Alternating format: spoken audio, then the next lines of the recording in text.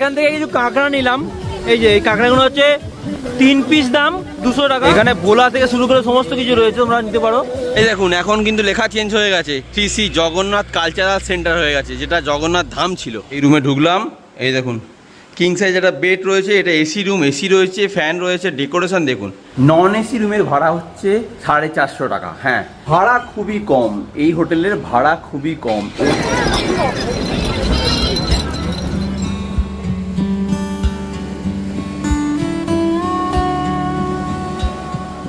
ভারতের একেবারে পূর্ব উপকূলে কলকাতা থেকে মাত্র 3 ঘন্টা দূরে রয়েছে জমজমাট সমুদ্র সৈকত, যেখানে একই সাথে আপনারা পাবেন বিস্তীর্ণ লাল বাড়ি সমুদ্র সৈকত, আধ্যাত্মিক পরিবেশ, মুখরোচক টাটকা মাছ ভাজার গন্ধ।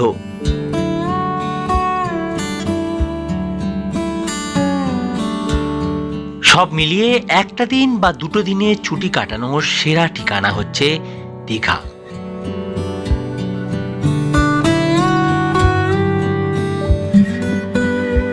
আর এই ভিডিওতে আমি আপনাদেরকে দেখাবো কম খরচে আপনারা কলকাতা থেকে কিভাবে আসবেন, কোথায় থাকবেন সব থেকে কম খরচে, খাওয়া দাওয়াই বা কোথায় করবেন।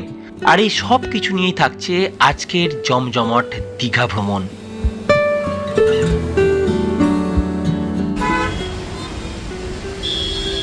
ঘড়ি কাটায় এখন বাজে রাত 11টা। রয়েছি এখন ধর্মতলায়, আর এখান থেকে আজকে যেতে চলেছি দীঘার উদ্দেশ্যে।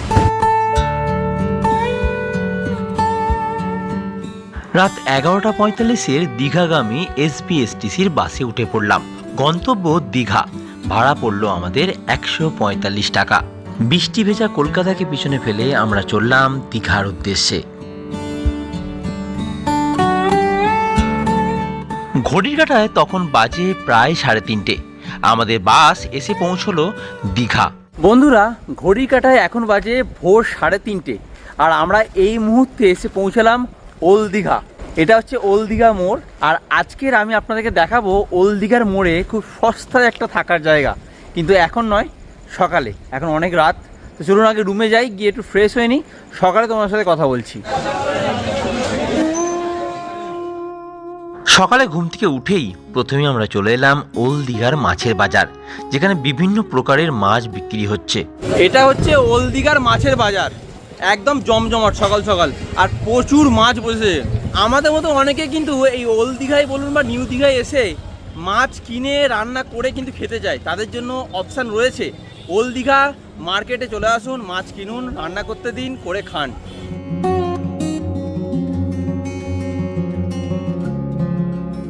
রান্না করানোর জন্য এখানে অনেক দোকান রয়েছে। এর মধ্যে যে কোনো একটি দোকান থেকে আপনারা মাছ ভাজা থেকে শুরু করে মাংস সমস্ত কিছু রান্না করাতে পারবেন।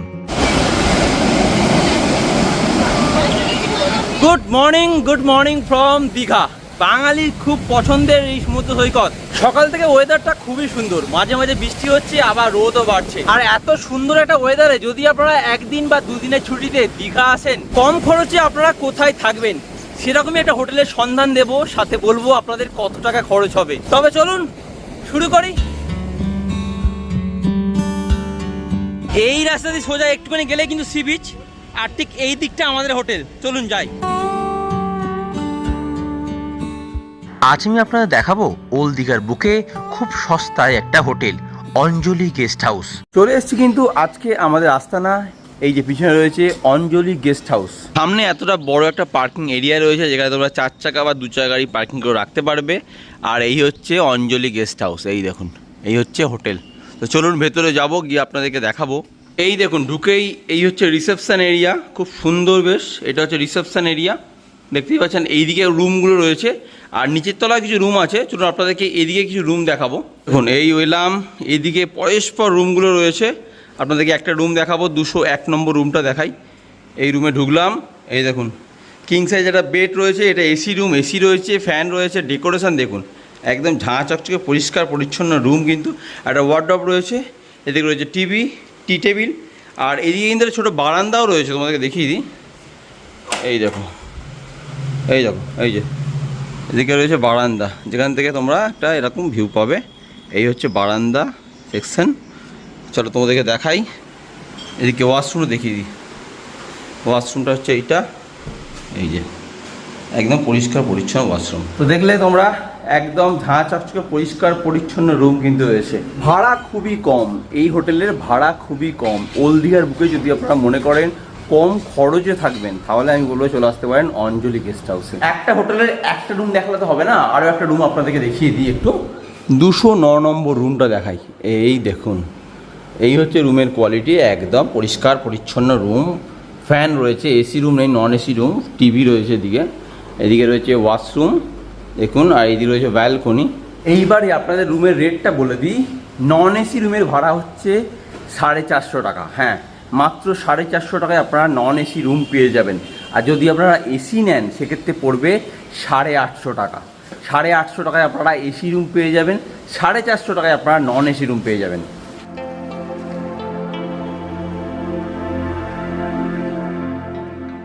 রুম থেকে ফ্রেশ হয়ে আমরা চলে এলাম সি বিচে।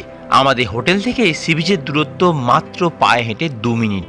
অনেকদিন পর দীঘা এসেছি, আর দীঘার সমুদ্রের বুকে এত সুন্দর ঢেউ।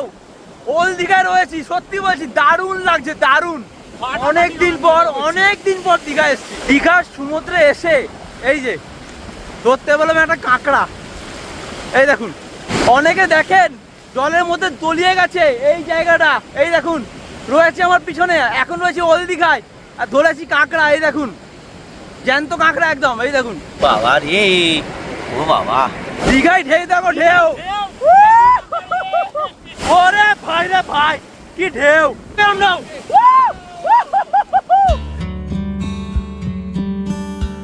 সেদিন ওল্ড দীঘায় মানুষের ভিড় তুলনামূলক অনেকটাই কম ছিল।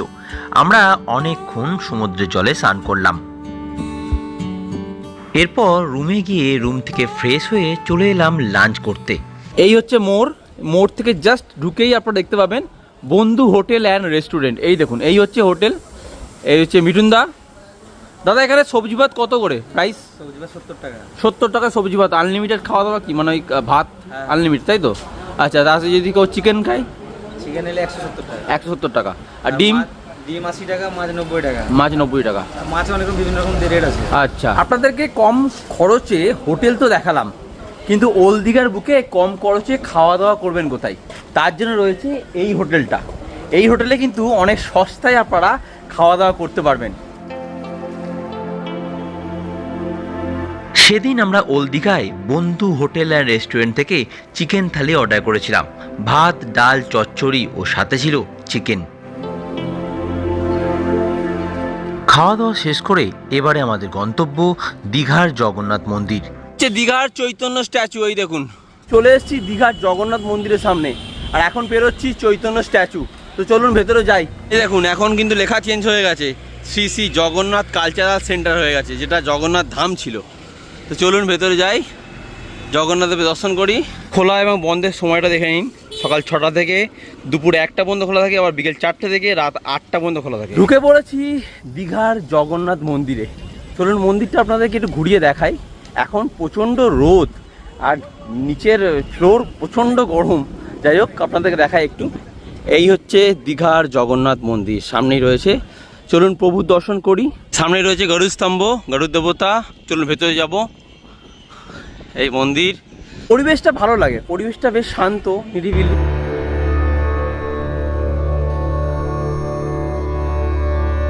সিকিউরিটি পারপাসের জন্য ভিতরে ক্যামেরা অ্যালাউ নেই, তাই ভিতরের ফুটেজ আমি আপনাদের দেখাতে পারলাম না। তবে পরিবেশ সত্যি ভীষণ সুন্দর। আপনারা দীঘা বেড়াতে এলে অবশ্যই বলবো দীঘার জগন্নাথ মন্দির ঘুরে দেখবেন। এরপরে আমরা ঘুরে দেখলাম জগন্নাথ দেবের মাসির বাড়ি। অনেকে বলে দীঘায় এলে নাকি ঝাউবন দেখা যায় না, তাদেরকে বলবো চলে আসো ওল্ড দীঘায়।